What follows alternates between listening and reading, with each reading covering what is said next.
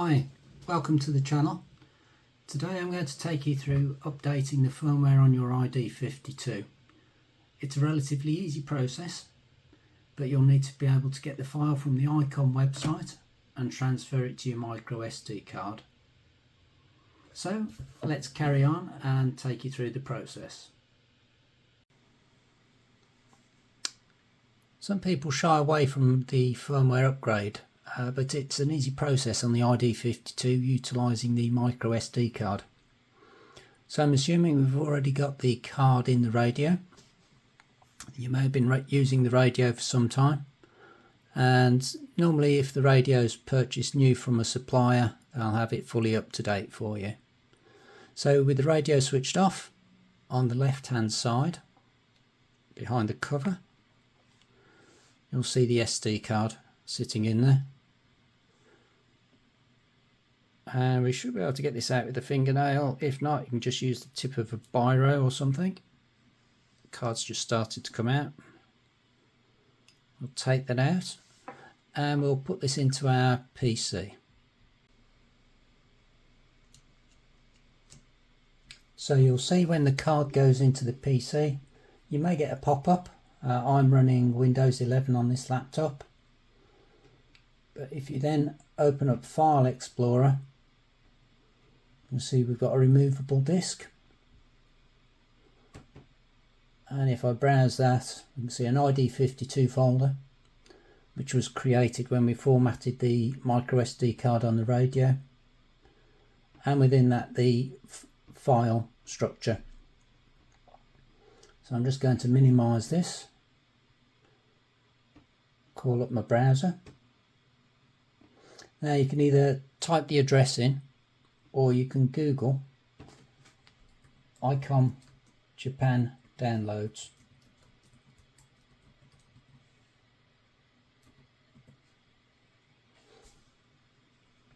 And if we select firmware software support,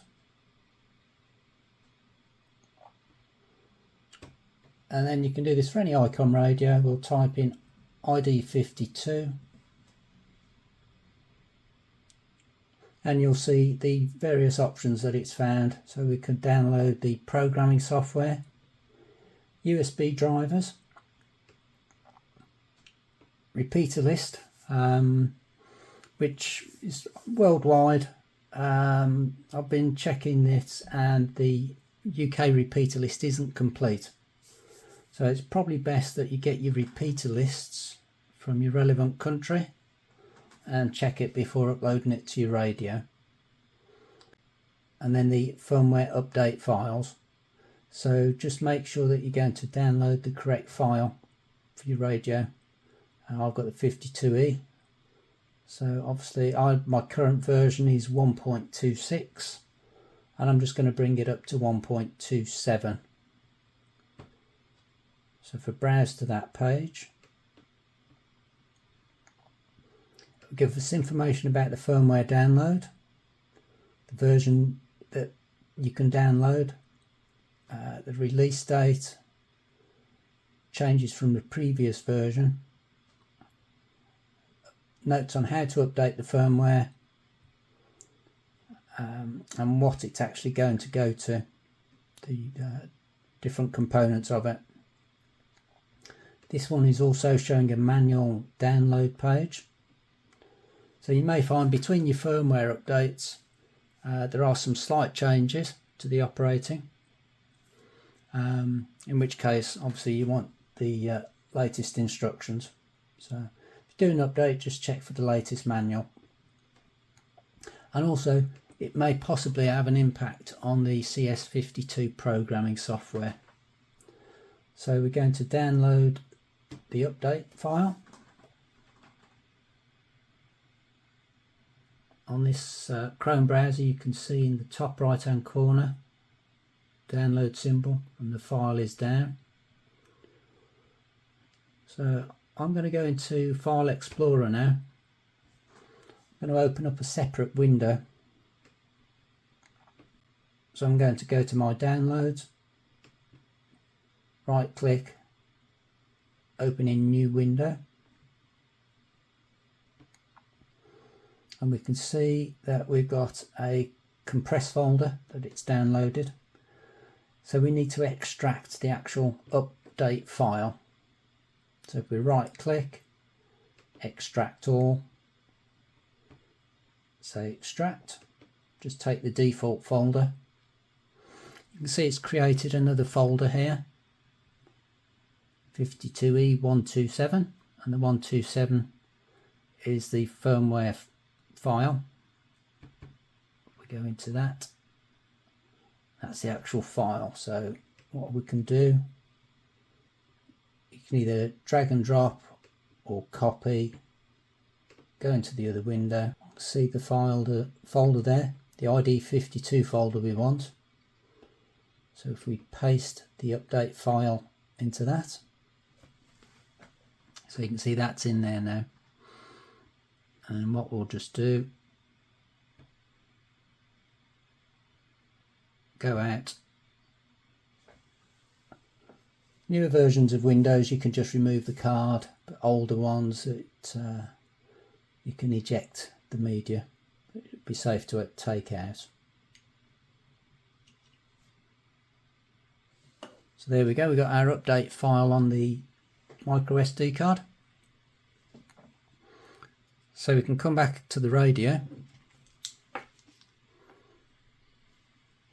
insert that into the slot, that's in OK.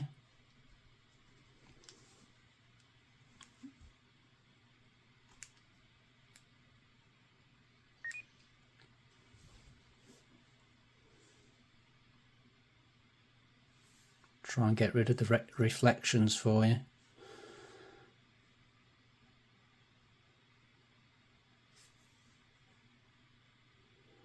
So I missed it then when the radio turned on, but just to show you what this radio currently is, if we go menu, set, scroll down to others and information,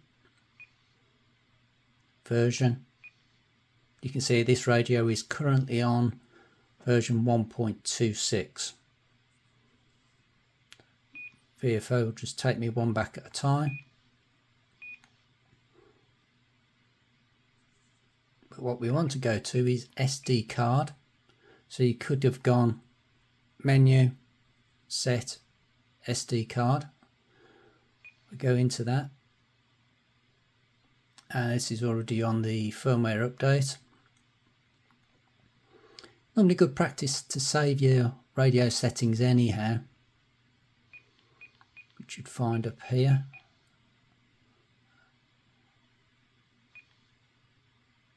So we can save those, it will go into a new file. So you can see the 04, that's just telling you I've done some previous saves today. Save file, I'll say yes. I'd rather save the file a couple of extra times just in case anything goes wrong. So the file we're saving now is all of the radio configuration. Come down to firmware update. Select that. It'll bring up a warning now. Obviously it's just saying we've got risks. If there's any problems we may lose data. Worst case it can go back to Icom for repair.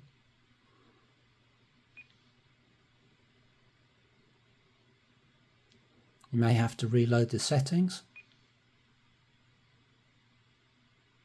Again, it's just prompting us for a backup. So yes, we agree. I've already made a backup, but I'll just do another one just so you can see what happens. So the previous one we just made was 04. It's like replicating it. So same day, except for it's version 5.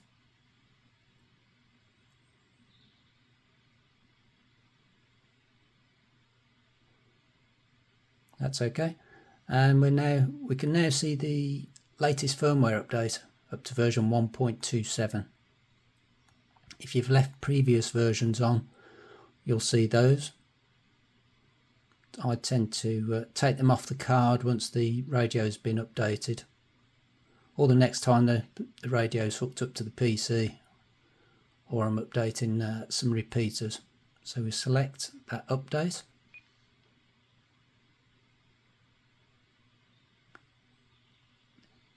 Generally find they don't take as long as 3 minutes.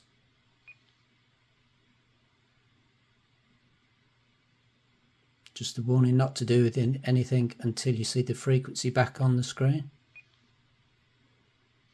Say yes to the update.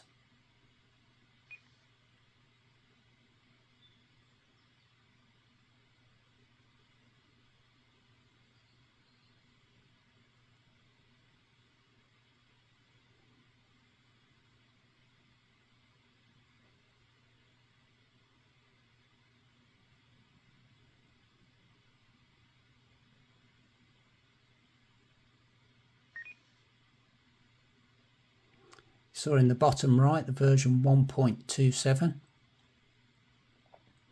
taking us back onto band A, and that was the frequency it was on previously. We'll just go and check again. So if we go menu, set, go down to others, information, version. So you can see we've got version 1.27. And if you were to refer back to the Icom page,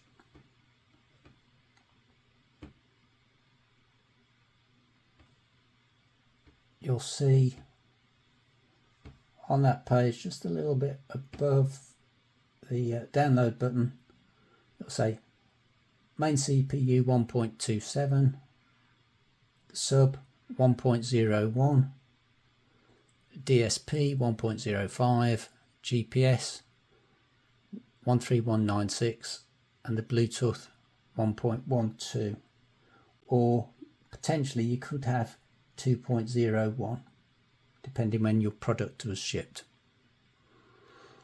So that's the version. We can step back, or we can just press the menu key. I'm just going to check that my memories are in still.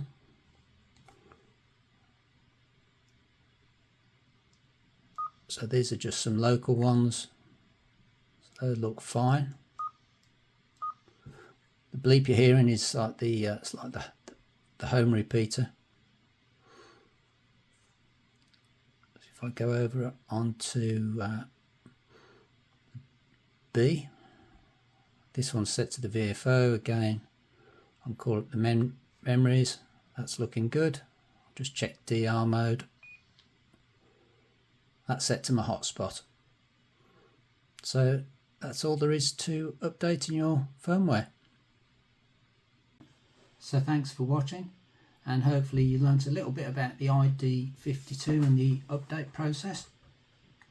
If you'd like to like and subscribe, and you'll get notifications of when there's some more content on regarding the ID-52.